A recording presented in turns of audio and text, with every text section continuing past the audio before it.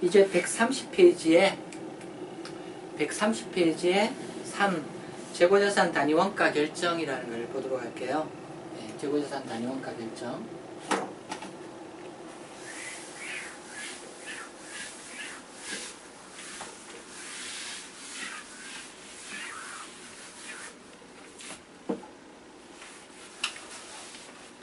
네, 먼저 이 방법, 이거 계속기록법, 실사법에 있어서 단위 원가를 어떻게 결정하는가 우리가 회계원리에서 배웠던 거죠. 배웠던 건데 그래도 간단히 정리하고 넘어가도록 할게요. 그래서 계속기록법에서는 상품을 판매할 때 단위 원가를 결정할 필요가 있어요. 그래서 가령 예를 들어서 상품을 판다라고 하면은 계속기록법에서는 현금 또는 매출 채권, 그 다음에 매출이라는 게 있고요. 그 다음에 팔려나가는 상품에 대해서 상품이 팔려나간다, 그게 600원이라고 하면 600원어치 팔려나간다, 그게 매출원가다, 이런 얘기 처리를 하죠.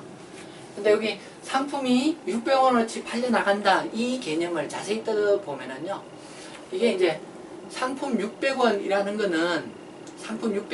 거는 PQ의 문제죠. PQ. 600원이라는 게 단가 10원짜리가, 예를 들어서 단가 10원짜리가 60개 팔려나간다, 이런 식으로 해서 PQ가 있어야지 이 판매되는 상품의 단가가 얼마다, 이런 이야기를 할 수 있겠죠. 그래서 여기 상품 600원 팔려나간다는 거는 판매 수량에다가 단가를 곱해서 결정되는 금액인데, 여기 단가라는 거는 개별법이나 선입선출법 등의 방법에 의해서 결정되는 금액이죠. 회계원리에서 우리가 그런 내용을 배웠어요. 실사법에서도 단위원가 개념이 필요한데요. 실사법에서 가령 이제 창고에 갔더니 12월 31일 현재 창고 재고 금액이 400원이더라 라고 할 때도 역시 PQ 개념이 적용돼요. 그래서 요 400원이 가령 단가 10원짜리다. 그 단가 10원이라는 게 어떤 개별법이나 선입선출법 어떤 방법을 적용해서 결정되느냐, 그런 과제가 있죠. 수량은 가령 40개다 이렇게 눈으로 보면 되는데, 수량은 12월 31일 창고에 상품이 40개 있더라. 그러나 이 단가는 어떤 방법을 적용하느냐에 따라서 단가가 달라진다는 거죠. 자, 요거를 이제 우리가 회계원리에서 배웠는데, 요거를 케이스를 풀면서 다시 한번 정리를 해보도록 할게요. 그래서 136페이지에 케이스 2가 있는데요. 케이스 2 보면은 다음은 자문상사의 9월달 K상품에 대한 거래 기록이다, 이렇게 돼 있어요. 그러니까 지금 여기 K상품 이렇게 돼 있으니까 이 이야기는 이제 상품, 이 회사가 취급하는 상품이 한 개다, 이런 이야기 하고 있죠. 예. 취급하는 상품이 한 개다, 이런 이야기를 하고 있어요. 그래서 K상품 하나만에 대한 이야기인데, 상품 구매에 대한 정보가 9월달 2월 된 거, 그 다음에 9월 중 매입한 거에 대한 정보가 있고, 그 다음에 9월달에 판매된 상품, 판매가 한 번 있었네요. 그래서 판매된 상품에 대한 정보가 있어요. 그래서 이런 정보가 있는데요. 자, 이거 어디서 확인할 수 있는 정보인가요? 어디서 확인할 수 있는 정보인가요? 이런 정보는 수량, 재고자산 수량이다. 이런 정보는 보조장부에 있죠. 보조장부. 우리가 이제 회계원리에서 이제 회계 시스템에 대해서 공부를 했는데요. 회계가 이제 어떤 경제적 사건 또는 거래를 이렇게 회계정보로 만드는 작업이죠. 회계정보를 만들기 위해서 여기 회계정보라는 게 구체적으로 이야기하면 이제 BSIS 등등을 이렇게 만드는 게 이게 회계에서 하는 일이죠. 그래서 이게 회계에서 하는 일인데, 여기에 회계적인 방법이 적용되는 거죠. 그래서 회계적인 방법이 첫 번째 이제 분계하는 거죠. 1번이 분계하는 거죠. 분계. 차변 계정 과목 금액, 대변도 마찬가지. 그렇게 분계하는 게 첫 번째 하는 일이고, 두 번째는 거래를 붕괴하고 나면 그 붕괴된 거를 계정 과목별 장부에다가 옮겨 적는 거죠. 계정 과목별 장부에다가 옮겨 적는 거예요. 그래서 계정별 장부에다가 옮겨 적는 거죠. 상품 장부, 매출 장부, 매출 채권 장부, 매입 채무 장부 등등 장부에다가 붕괴된 내용을 옮겨 적는 거죠. 근데 어떤 경우는 이렇게만 해가지고 우리가 원하는 결과를 얻을 수 없는 경우도 있어요. 그럴 경우는 어떻게 하느냐? 그럴 경우는 보조 장부를 유지해야 되겠어요. 그래서 장부가 이렇게 원장이라는 게 있고, 그 다음에 이제 보조 장부라는 게 있어요. 보조 장부. 보조 장부. 그래서 보조 장부는 모든 계정에 대해서 만드는 게 아니고 필요한 계정에 대해서 필요한 양식으로 회사가 원하는 정보를 산출하기 위한 그런 항목들로 구성하면 되는 거죠. 그래서 보조장부는 있는 것도 있고 없는 것도 있고, 그래서 기업 상황에 따라서 보조장부는 뭐 몇 개 가질 수가 있는데, 가령 이런 정보는 이런 양식으로 보조장부를 유지할 경우에 이런 정보가 산출되는 거죠. 상품에 대한 이런 보조장부를 실무에서는 상품 수불부, 뭐 상품 수불장 이런 용어로 호칭하는 거죠. 그래서 상품 수불장이라는 수불부라는 보조장부에 있는 내용이다 이렇게 생각하시면 되겠고요.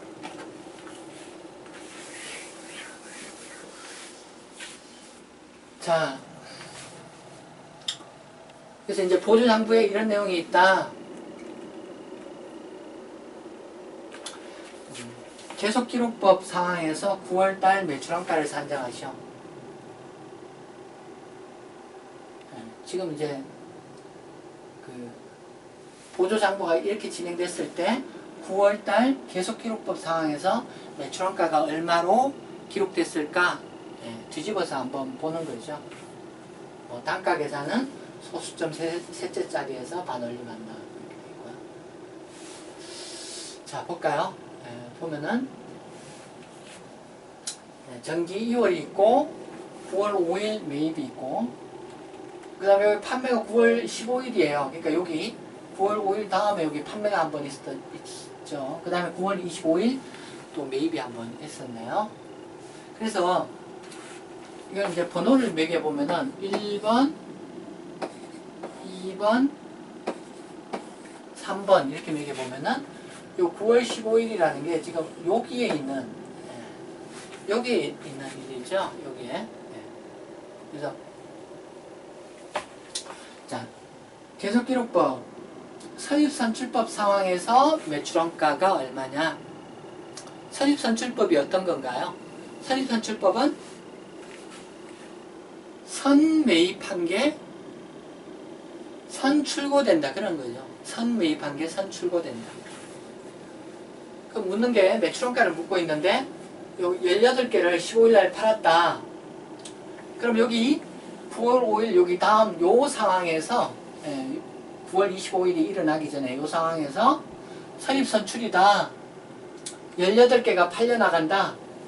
18개가 팔려나가는 거는 선입선출이기 때문에 1번이 먼저 팔리고 그 다음에 2번이 1번 10개가 팔리고 2번 8개가 팔리고 그렇게 해야지 선입선출 개념이 되겠죠. 그래서 1번이 10개 팔리고 그래서 10개 31원 그 다음에 2번이 8개 팔리고 8개 곱하기 2번이 단가가 33원이네요. 그래서 이렇게 계산하면은 선입선출의 매출원가가 되겠다는 거고요. 그 다음에 계속기록법 후입선출법인 경우에 매출원가는 어떻게 결정되는가? 자, 여기 2번까지 진행된 상황에서 후입선출법이다. 후입선출법이 후 입고된 게, 그게 이제 최근에 입고된 게 먼저 나간다 그런 개념이죠. 후 입고된 게 선출고된다 그런 거죠. 그러면은 18개는 2번 10개, 1번 8개 이렇게 이야기할 수 있겠죠. 그래서 2번 10개, 2번 10개 그 다음에 1번 8개. 이게 후입선출법의 매출원가가 될 거고요. 그 다음에 이제 평균법이다. 계속기록법에서 평균법은 이동평균법이 적용되죠. 그래서 어떤 재고자산 입고가 있을 때마다 평균 단가를 갱신해 줘야 되죠. 입고가 있을 때마다 평균 단가를 다시 갱신해 줘야 돼요. 그래서 여기 이제 9월 5일 시점에 평균 단가가 여기 15일 18개에 적용된다. 그게 이동평균 단가 개념이 되겠죠. 그래서 18개에 적용될 거는 어떤 게 18개에 적용돼야 되는가? 어떤 게 18개에 적용돼야 되는가? 요 310원, 330원 이거를 10개 더하기 10개로 나눠주면 되겠죠. 그래서 여기 640원 나누기 20개인데요. 그렇게 계산하면 되는데 이거 뭐 지금 워낙 이렇게 간단한 계산이라서 32원이라는 이야기죠. 요거 2개 더하기 20개로 나눠주면 32원. 중간값 32원 이렇게 되겠죠. 그래서 여기 18개는 32원 단가가 나갔다. 32원 단가는 전월 2월 된 단가입니까? 9월 5일 구입한 단가입니까? 두 개 다 영향을 미친 거죠. 그래서 여기 나머지 이제 여기 15일날 18개를 팔고 나면 2개가 남는데 2개의 단가는 32원. 2개의 평균 단가는 32원이고 2개니까 그게 64원이 기말에 남는 거고 64원이 남는 거고 9월 25일 날 들어오면 또 이동평균 단가를 또 한번 구해주는 거죠. 그래서 여기 64원 더하기 350원 64원 더하기 350원을 12개로 나눠서 9월 25일 입고 시점에 이동평균 단가를 구해놓는 거죠. 판매에 대비해가지고. 그래서 이렇게 계산이 되겠고요. 자, 그 다음에 이제 두 번째 실사법의 경우를 보도록 하겠습니다. 그래서 회사가 실사법을 적용하는 경우에 9월 말 재고자산 실사 결과 수량이 12개로 확인된 경우 9월 말 재고자산 금액을 구하시오. 실사법이기 때문에 실사법에서는 당면한 과제가 뭐냐면은 9월 말 현재 있는 재고자산 수량을 카운트했는데 그게 12개다. 그 12개의 기말 금액이 얼마일까 이걸 결정해야 되는 거죠. 자, 그래서 이번에 묻는 게 달라요. 그래서 실사법에서는 9월 말 재고자산 금액이 얼마인가를 묻고 있어요. 9월 말 재고자산 금액. 그래서 선입선출법이다. 선입선출법은 선입고된 게 선출고됐다는 거죠. 그럼 12개는 기말에 남아있는 12개는 요 뒤에 거 남아있는 거죠. 선입선출. 앞에 거는 판매됐으니까 뒤에 거부터 이렇게 남아있는 거죠. 그래서 선입선출 기말 재고는 선입선출법 하에 기말 재고는 여기 10개에 대해서는 35원 10개에 대해서는 35원 그 다음에 12개, 2개에 대해서는 33원을 적용한 거죠. 33원을 적용한 거죠.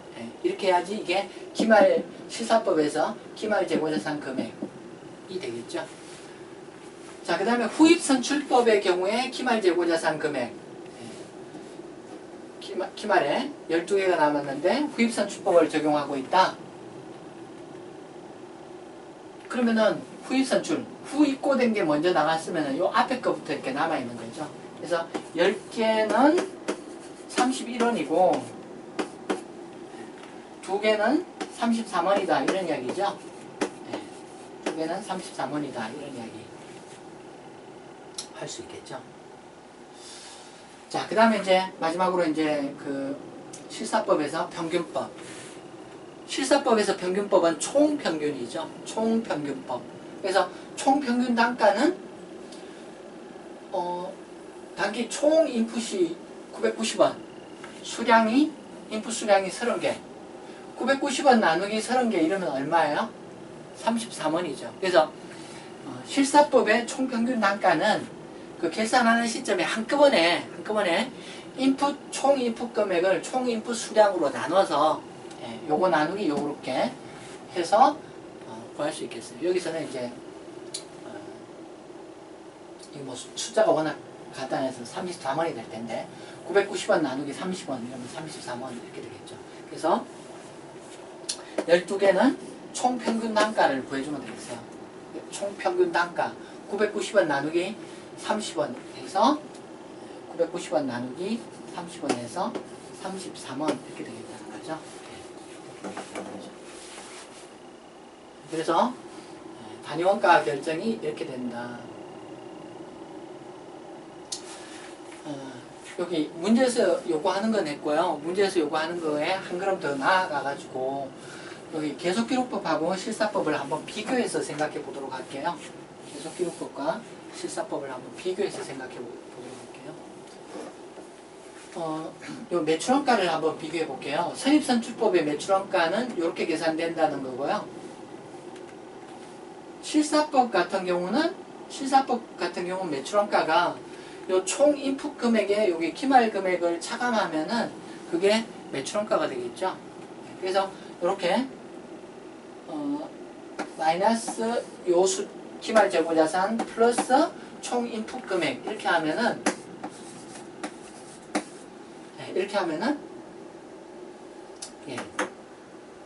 여기 이제 CGS가 되는 거죠. 그래서 요 CGS나 여기 요 CGS 요 결과하고 요 CGS 이렇게 계산한 CGS는 결과가 같은 값이에요. 같은 값. 계산을 해보면은 같은 값이에요. 근데 후입선출법은 결과가 다를 수 있어요. 후입선출법은 계산해보면은 지금 여기 이제 기말 재고 금액이죠. 그러면 요거 마이너스 기말 재고 금액 더하기 총 인풋 금액 990원 하면은 이게 이제 그 후입선출법의 CGS가 되는데 요 CGS와 요 CGS는 값이 달라요. 값이 달라요. 왜 값이 다르냐? 그거는 설명하면 이런 거예요. 자, 계속기록법에서 후입선출법이다.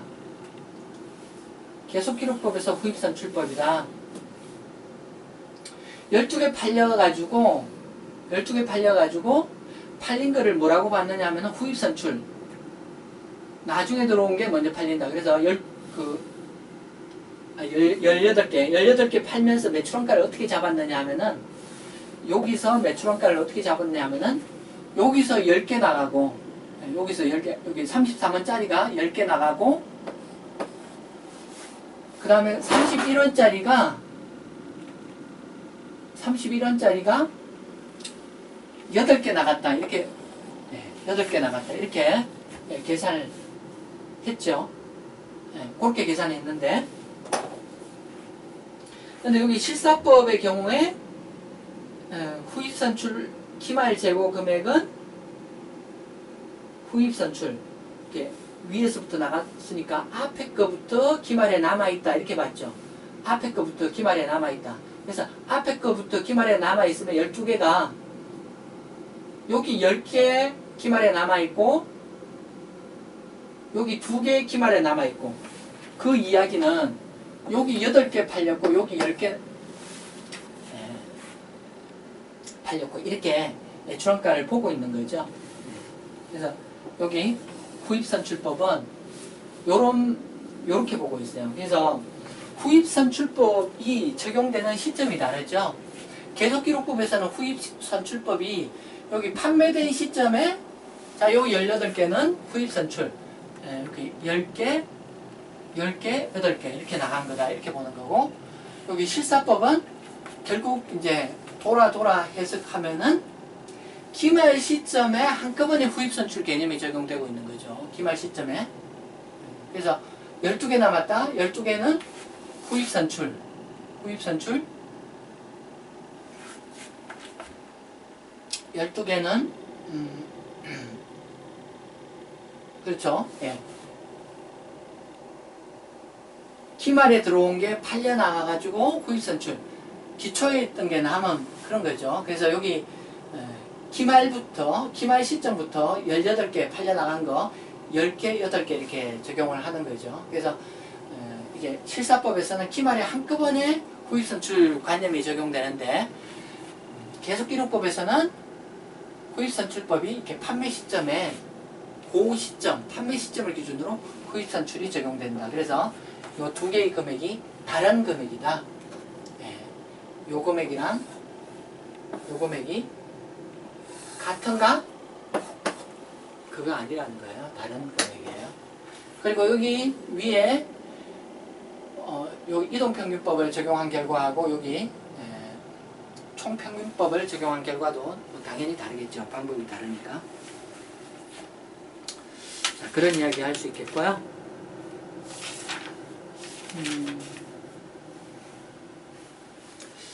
자, 131페이지부터 좀 보도록 할까요? 예, 131페이지부터 보면은 개별법에 대한 이야기가 있고요. 네, 개별법에 대한 이야기가 있고요. 개별법에 대한 이야기가 있고, 개별법이 이제 그 상품이 하나 입고될 때마다 거기 뭐 원가표를 붙여가지고 그 입고된 상품 하나하나를 개별적으로 식별하는, 그래서 얘는 단가가 얼마고 개별적으로 단가를 식별할 수 있도록 원가표를 붙이는 방법 등의 방법이 되겠죠. 그래서 이게 이제 계속기록법에서는 그 팔 때마다 끄집어내는 그 개별 아이템의 원가를 확인해가지고 그 프라이스 태그를 확인해가지고 얼마짜리 팔려 나간다 이렇게 정하는 거고, 실사법에서는 기말의 창고에 가서 기말 재고자산 금액이 얼마다를 그 창고에 남아있는 그 프라이스 태그를 다 집계해가지고 그래서 지금 원가가 얼마 남아있다 이렇게 하는 거죠. 그래서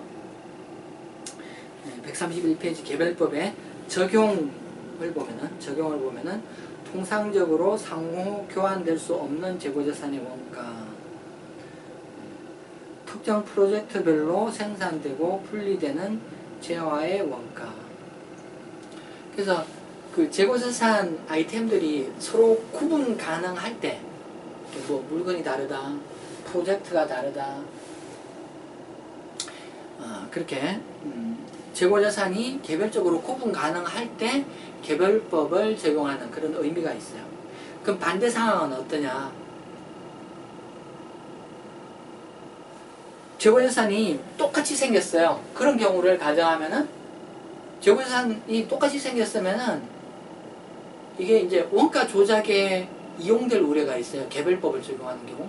무슨 이야기냐면은 가령 원래는 실적이 상당히 안 좋아요. 그래서 회사에서 야, 이대로 가다가는 주주들한테 야단 맞겠다, 빨리 이익이 나는 방향을 모색해가지고 그렇게 회계 처리하자, 그렇게 마음 먹는 경우에는 개별법 상황에서 물건이 팔릴 때 창고에 가서 어떤 물건을 꺼내면 돼요? 그 프라이스 태그에 금액이 제일 낮은 것들을 끄집어내서 파는 거죠. 그렇게 그 재고자산 아이템들이 상호 구분되지 않는 경우에는 개별법이 적합한 방법이 아니에요. 서로 구분돼야지, 재고자산이 아이템 바이 아이템으로 구분돼야지 개별법을 적용하는 의미가 있어요. 자, 개별법의 장점에서 원가와 실물이 일치하여 실제대로 보고된다. 그래서 뭐 기말상품 금액이나 매출원가가 실제대로 보고된다, 그런 장점이 있고요. 자, 단점 보면은요, 단점 보기 이제 대단히 죄송한데요, 거기 그 131페이지에 그 개별법 적용 장점 단점이 있는데, 그 단점이 편집 과정에서 그게 위에 거하고 똑같이 적혔죠. 그래서 거기 단점이 잘못 적혔습니다. 거기 장점, 단점 있는데 단점이 잘못 적혔어요. 단점을 이렇게 적어줘야 되겠어요. 개별법의 단점이 뭐냐? 단가를 식별할 수 있는 시스템을 운영해야 한다. 단가를 식별할 수 있는 시스템을 운영해야 된다. 그래서 저가법의 경우에는 적절한 방법이 아니다. 죄송하지만 그 부분을 이렇게 좀 고쳐주십시오. 마지막까지 이게 좀 잘 봤어야 되는데 저희 실수로 좀 에러가 발생했네요. 요 내용으로 단점을 요 내용으로 좀 바꿔주세요. 요 내용으로 내용을 좀 바꿔주세요.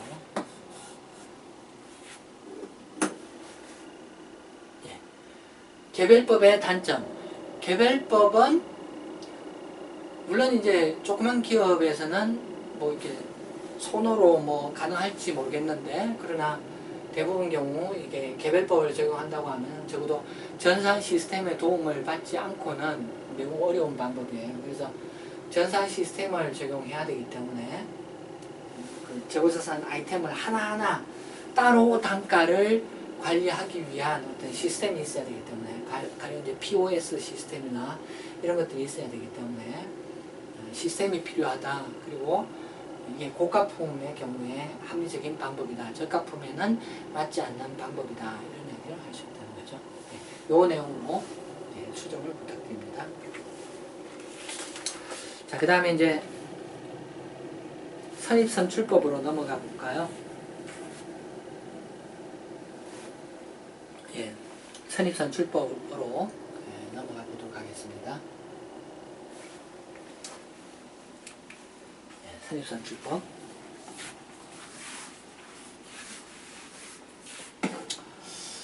자, 재고자산 단가를 결정하는 방법, 선입선출법이라고 있어요. 선입선출. 그래서 선입선출이라는 게 선입고된 게 선출고된다 그런 말이죠. 선입고가 선출고된다. 선입고가 선출고된다 그런 말이에요. 영어로 first in, first out 해서 FIFO 또는 FIFO라고 이야기하고요. first in, first out. 선입고된 게 선출고된다.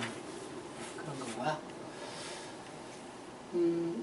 개별법과 유사한 실물 흐름을 가질 가능성이 높다.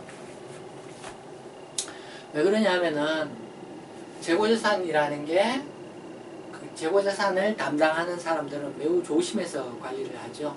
예를 들어서 우리가 마트에 가서 우유를 사 먹으려고 이렇게 가서 보면은 그 우유 배달해 주는 업체에서 오늘 그 우유를 이렇게 들고 와가지고 어떻게 하냐면은 그 냉장 박스에 짐 열 때 일단 기존에 전시되어 있던 그 우유를 다 끄집어내죠. 다 끄집어낸 다음에 오늘 새로 가져온 우유를 저 안쪽에 집어넣고 끄집어냈던 거는 다시 앞쪽에 이렇게 진열시켜 놓죠. 그 이유가 뭐냐면은 오래된 게 빨리 유통되도록 그렇게 진열을 해 놓는 거죠. 그래서 재고자산에 대해서 책임을 가지는 사람들은 누구나 그런 방식의 운영을 하기 때문에 선입선출법이 개별법과 유사한 실물 흐름을 가질 가능성이 상당히 높아요. 왜냐하면 재고자산을 일반적으로 책임이 있는 사람들은 선입선출 시키려고 노력하기 때문에 그런 거죠. 그 다음에 기말 재고가 기말에 근접한 금액으로 표시된다. 그래서 이제 재고자산이 선입고된 게 선출고가 됐기 때문에 최근에 산 게 기말에 남아있다 이렇게 표시되는 거죠. 그래서 이런 이야기가 나오는 거고요. 선입고된 게 선출고되기 때문에 매출원가 단가가 오래된 단가로 구성된다. 그래서 수익 비용 대응에 부적합할 수 있다. 그림으로 보면은요,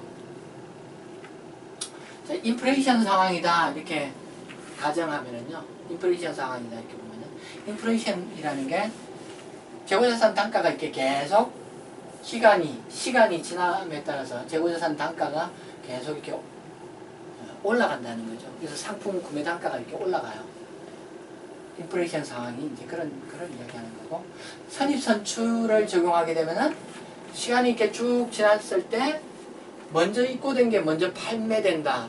그래서 이쪽이 매출원가가 되는 거죠. 반대로 뒤쪽이 키마일 상품으로 BS에 표시되는 그런 특징이 있죠. 그래서 지금 여기서 설명된 게 여기 그림에서도 확인할 수 있겠다. 매출원가는 좀 낮게 표시된다. 기말 재고는 최근 금액으로 표시된다. 그런 특징이 있고요. 자, 매출원가가 작게 표시되면은 어떤 결과가 있느냐? 매출원가와 기말 재고는 서로 반대 관계죠. 매출원가와 기말 재고는 서로 반대 관계예요. 그게 이제 앞에서 우리가 이제 그 재고자산 인풋, 재고자산 아웃풋 이렇게 봤지만은 인풋이 기초금액, 그 다음에 단기 구입금액 두 개의 합계액은 고정되어 있는 금액인데 이게 매출원가가 높아지면은 이 인풋 금액이 매출원가에 크게 배분되면은 기말재고에는 적게 배분되고 반대의 경우도 나타날 수 있는 거죠. 그래서 매출원가가 이렇게 낮게 되면은 기말재고는 높게 된다. 두 개는 서로 반대 관계다. 당연한 이야기고요. 자, 매출원가가 낮게 되면은 이익이 커진다. 이익이 커지면은 법인세가 많이 지출된다. 법인세가 많이 지출되면은 현금 흐름은 낮아진다. 이런 이야기 할 수 있겠어요. 요거는 뭐 다시 뒤에서 말씀드리기로 하고요.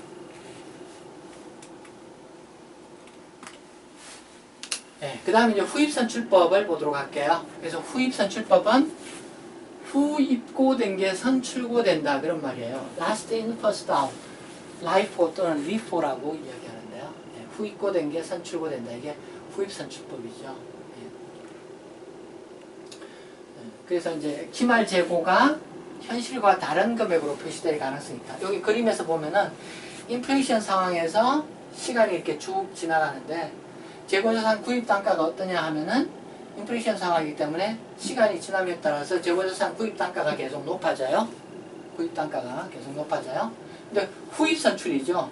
최근에 게 매출원가로 인식되는 거죠. 최근에 게 매출원가로 인식돼요. 그래서 매출원가가 높게 계산되고요. 그러다 보니까 그 오래된 것들이 기말 재고 금액으로 낮게 표시되고 기말 재고 금액은 상대적으로 낮게 표시되는, 그래서 기말 재고가 현실과 다른 금액으로 표시된다. 이런 비난을 받아요. 기말 재고는 기말에 재고자산을 구입하면은 얼마 지출되는가 그 금액하고 유사하게 표시될 때 가장 잘 표현된다라고 할 수 있는데 이게 지금 반대 상황이죠. 그래서 기말 재고가 가장 비현실적인 금액으로 표시되기 때문에 비난을 받는다. 이렇게 이야기할 수 있고요. 매출원가는 최근 단가로 표시되는 그런 특징이 있어요. 그래서 후 입고된 게 먼저 출고된다라고 하기 때문에 인플레이션 상황에서 매출원가가 높게 표시되고 매출원가가 높게 표시되니까 이익이 적게 되고 이익이 낮으니까 법인세 유출이 적다. 법인세 유출이 적으니까 현금 흐름이 높다. 이런 이야기. 이것도 뒤에서 다시 보도록 할게요. 자, 거기 이제 그 읽었던 내용들을 한번 후입선출법에 있어서 줄을 치도록 할게요. 후입선출법의 장점 해가지고 첫 번째 동그라미 끝부분에 매출액과 매출원가가 최근 금액으로 구성되므로 수입비용 대응의 원칙에 부합된다. 그 다음에 두 번째 동그라미에 보면은 매출원가가 다른 방법에 비해 크게 계상되어 이익이 작게 계상되므로 법인세 유출이 작다. 자, 그 다음에 단점에 가가지고요. 단점에 가가지고 첫 번째 동그라미에 거기 세 번째 줄 거기 줄 치도록 할게요. 보고기간 말 현재 재고자산 구입 시 소요될 금액과 다른 금액으로 보고될 가능성이 높다. 그 다음에 거기 단점의 두 번째 동그라미는 청산재고에 대한 건데요. 이게 이제 청산재고가 후입선출법의 특수한 상황이에요. 후입선출법의 특수한 상황이에요. 청산재고라는 게. 청산재고가 뭐냐면 재고가 청산된다는 말이에요. 재고가 청산된다. 앞에 그림에서 앞에 그리면서 단계 이제 그 재고자산 구입이 이렇게 있었고 한 번, 두 번, 세 번, 네 번, 다섯 번, 여섯 번, 일곱 번 있었고 뭐 뒤에 네 번이 팔렸다. 예, 뒤에 네 번이 팔렸다. 그럼 기말에 여기 낮은 단가 3개가 나타나죠. 예, 낮은 단가 3개가 나타나요. 이게 차기 이월되죠. 차기 이월돼요. 그래서 다음 기회에 가가지고 다시 요 3개가 있는데 또 뭐 똑같은 일이 있다고 가정하죠. 단가가 요번에는 훨씬 더 높은 게 이렇게 들어오게 되겠죠. 단가가 이렇게 높은 것들이 들어오고 그리고 얘들이 이 높은 단가들이 판매됐다. 또 이런 이야기 할 거고 예. 그리고 우연하게도 요 낮은 단가 3개는 또 다음 기회에 이월됐다고 가정하죠. 그러면은 차차기에는 그 기말 재고 금액은 굉장히 낮은 금액인데 단기 매출원가는 굉장히 높은 금액 이렇게 이런 상황이 되는데 그런데 언젠가는 시간이 흘러 언젠가는 아주 낮게 표시된 이 금액들이 아주 낮은 단가로 표시된 그 2월 되는 이 금액들이 언젠가는 판매될 수가 있다는 거죠. 얘들이 언젠가는 다 팔릴 수 있겠죠. 예, 이 상품 아이템이 뭐 이게 호황이 일어나가지고 싹 팔렸다 이런 수가 있겠죠. 싹 팔리면 어떻게 돼요? 싹 팔리면은 아주 낮은 단가가 매출원가로 인식된다는 거죠. 아주 낮은 단가가 매출원가로 인식된다는 거죠. 그런 상황은 지금 이야기한 그 후입선출법의 일반 상황하고는 반대 상황이 되죠. 후입선출법의 특징이 후입고된 게 선출고된다. 그래서 단가 높은 것들이 매출원가를 구성한다. 그런 거였는데 매출원가 단가가 크다. 매출원가가 크게 표시된다. 그게 일반적인 상황인데 다 팔리는 청산재고가 되면 반대 상황이 일어나요. 아주 낮은 그 재고들이 판매되는 그래서 판매가 증가하여 재고가 소진되는 경우를 이야기하는 거고요. 그렇게 되면 단가가 낮은 재고가 판매되는 그런 일이 있고요. 그래서 매출원가 금액이 낮은 금액으로 이익이 증가하고 법인수익률이 증가하는 그래서 일반적인 후입선출법과 완전히 반대인 청산재고인 경우에 일반적인 후입선출법과 완전히 반대인 그런 현상이 생긴다. 이런 이야기 할 수 있겠어요. 자, 134페이지 보도록 할게요. 제일 위에 134페이지 제일 윗줄 한편 후입선출법은 IFRS에서 허용되지 않는다. IFRS는 후입선출법을 금지하고 있어요. 왜냐하면은 후입선출법에 그 BS 표시 문제인데요. 그 연구에 왜 IFRS는 후입선출법을 금지하는가? 후입선출법은 재고자산 중 최근의 품목이 우선 판매된 것으로 처리함으로써 재무상태표의 재고자산을 최근 원가와 관련 없는 금액으로 인식하는 결과가 된다. 그래서 BS의 그 재고자산 금액이 아주 낮은 금액으로 인식되는 그런 문제로 인해 가지고 IFRS는 후입선출법 쓰지 마라. 후입선출법을 쓰게 되면은 BS의 재고자산 금액이 너무 엉터리 금액이 된다. 그런 이야기를 하고 있는 거죠.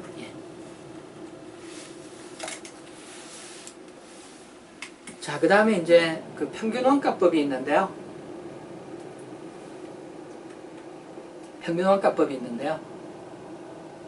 평균원가법이 계속기록법에서는 이동평균법은 재고자산 입고가 있을 때마다 평균단가를 계산하는 거다. 그래서 그때 있는 재고 총액하고 이번에 매입한 금액, 이 금액들을 지금 있는 수량으로 나눠준다. 그게 이동평균단가였다. 그 다음에 실사법에서는 총평균법이라는 게 사용된다. 총평균법이라는 게 어떤 거냐? 총평균 단가를 구하는데 기말에 한 번 계산되는 거죠. 그래서 단기 인풋 총액을 단기 인풋 수량으로 나눠주면은 그게 총평균 단가죠. 거기 134페이지 아래쪽에 평균 장점에서 평균 원가법은 객관적이며 이익 조작의 여지가 없다. 네, 그런 장점이 있어요. 자, 그리고 이제 135페이지에 보면은요. 135페이지에 보면은 지금까지 설명한 선입선출, 후입선출법 등의 방법에 대해서 비교를 하고 있어요. 재고자산 단위원가 결정 방법 비교해가지고요. 재고자산 단위원가 비교해가지고요. 그래서 이제 재고자산 이렇게 상품 계정에서 보면은 기초재고 상품이 있고 그 다음에 순매입 금액이 있어요. 그래서 기초재고 금액이나 단계에 매입한 금액이나 둘 다 확정된 금액이죠. 둘 다 확정된 금액이에요. 가령 예를 들어서 얘가 500원이다. 얘가 1,500원이다. 둘 다 고정된 금액이죠. 그래서 인풋 금액은 이렇게 고정된 금액이에요. 아웃풋 개도, 인풋 개나 아웃풋 개도 고정된 금액이죠. 그런데 여기 매출원가다, 기말재고다 이것은 회사가 어떤 방법을 적용하느냐에 따라서 배분되는 금액이 달라져요. 선입선출법을 적용하느냐? 그때 요 두 개의 숫자하고 예를 들어서 후입선출법을 적용하느냐? 평균법을 적용하느냐? 어떤 방법을 적용하느냐에 따라서 두 개의 배분액이 2,000원의 배분이 달라진다는 거죠. 달라지는데 여기서 하나 염두에 둬야 될 게 앞에서 잠깐 이야기한 부분인데, 자, 매출이 있으면은, 매출은 고정된 숫자죠. 얼마치 팔았다. 얼마치 팔았다. 확정된 숫자죠. 여기 매출원가를 차감해서 매출 총이익 또는 저 밑에 단기순이익 등의 이익이 결정되죠. 그리고 이익에 연동해서 법인세가 결정되죠. 그리고 법인세를 내게 되면은 그 법인세는 현금 흐름에 영향을 미치죠. 그래서 지금 이제 수익에서 매출원가를 차감해가지고 이렇게 쭉 내려가는데, 가령 이제 매출원가가 높게 계산된다. 매출원가가 높게 계산되는 게 어떤 거예요? 매출원가가 높게 계산되는 게 후입선출법이 지금 이게 이제 인플레이션을 전제로 하고 있어요. 인플레이션 상황. 인플레이션을 전제로 하지 않으면 지금 설명하는 게 다 꽝이에요. 그래서 어떤 시험 문제에서 간혹 인플레이션 이 말을 쓰지 않고 문제가 출제되는 경우가 있는데, 그거는 이제 교수님이 착오로 문제를 잘못 낸 거고요. 그래서 단위원가 결정 방법이 어떤 재무제표에 어떤 영향을 미치는가 이 이야기를 하려면은 인플레이션을 전제로 해야 돼요. 그래서 인플레이션 상황에서 매출원가가 가장 큰 게 후입선출법이죠. 왜냐하면은 후입고 재고가 선출고된다. 인플레이션에서는 뒤로 갈수록 단가가 높아지는데 그 뒤쪽 단가들로 출고됐다. 후입선출법이 그런 거기 때문에 이렇게 매출원가가 가장 높게 나오는 그런 거죠. 근데 이게 요 2,000원이라는 숫자에서 매출원가가 가장 크게 나온다는 것은 반대로 기말재고는 가장 낮게 표시가 된다. 그런 이야기 할 수 있죠. 그래서 요 2,000이라는 숫자가 요 두 개로 배분되기 때문에 얘가 높으면은 얘가 낮게 계산될 수밖에 없는 거죠. 반대로 기말재고가 높게 계산된다? 기말재고가 높게 계산되는 방법이 어떤 방법이에요?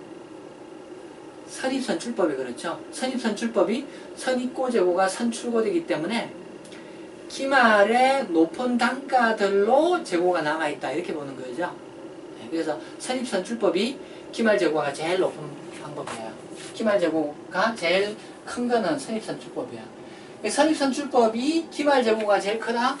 그 말은 반대로 매출원가는 제일 작은 금액을 가질 수밖에 없어요. 선입선출법이 매출원가가 가장 낮은 금액을 가질 수밖에 없다는 거죠. 그리고 여기 이제 매출원가가 높으면은 매출원가가 후입선출법 이야기하는 거죠. 매출원가가 높으면은 이익이 적은 금액이 되고 법인세도 적은 금액이 되고 법인세가 적으면은 현금 흐름이 크다 이렇게 이야기할 수 있죠. 그래서 결국 매출원가하고 현금 흐름은 같은 흐름을 가지고 기말재고하고 이익 법인세도 서로 같은 흐름을 가진다, 이런 이야기를 할 수 있겠어요. 요게 같은 흐름을 가지고 요게 또 같은 흐름을 가진다, 이렇게 이야기할 수 있겠어요. 그래서 기말재고 이익 법인세가 서로 같이 그 크기가 비교될 수 있는데요. 기말재고가 제일 큰 게 선입고된 게 선출고된다. 그래서 기말에 남아있는 것은 높은 단가들이 남아있다라고 하는 선입선출법이 가장 큰 금액이고요. 반대로 후입선출법이 기말재고가 가장 낮게 되겠어요. 제가 강의를 하기 위해서 강의를 잘 하신다고 하는 여러 강사님들의 강의를 들어봤는데요. 그 중에 어떤 강사님은 이걸 뭐 가나다 순이다, 이런 이야기를 해요. 그래서 이게 시옷이고 이형이고 시옷이고 시옷이고 해서 가나다 순이다, 가나다 순이다, 이렇게 이야기해요. 그래서 이렇게 이야기할 수 있겠고요. 반대로 이제 매출원가하고 현금 흐름은 매출원가하고 현금 흐름은 후입선출법이 가장 크죠. 후입선출법이 가장 크고요. 역시 이제 가나다 순으로 순서를 가지게 되겠어요. 자, 이제 계속적인 손실 등으로 법인세가 없는 경우에 대한 현금 흐름 비교를 보도록 하겠습니다. 자, 어떤 기업이 계속적인 결손으로 법인세가 없다, 또는 이 기업이 법인세가 부과되지 않는 기업이다 라고 가정했을 때 법인세가 현금 흐름에 영향을 미친다, 이 부분이 삭제되겠어요. 이 부분이 삭제되겠어요. 그래서 우리 책 136페이지를 보시면은 계속적인 손실 등으로 법인세가 없는 경우 현금 흐름이 어떻게 될 건가, 거기 땡에 보면은 법인세가 없는 경우 모든 경우에 현금 흐름이 동일하다. 왜냐하면은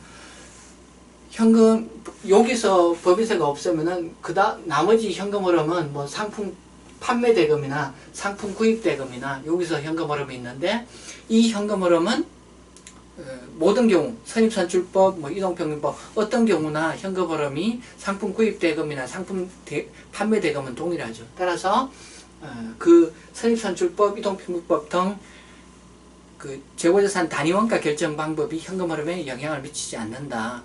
따라서 어떤 방법에서든 현금 흐름은 동일하다, 이런 이야기를 할 수 있겠습니다. 자, 여기까지 해서 재고자산 단위원가 결정 방법에 대한 설명을 마치도록 하겠습니다.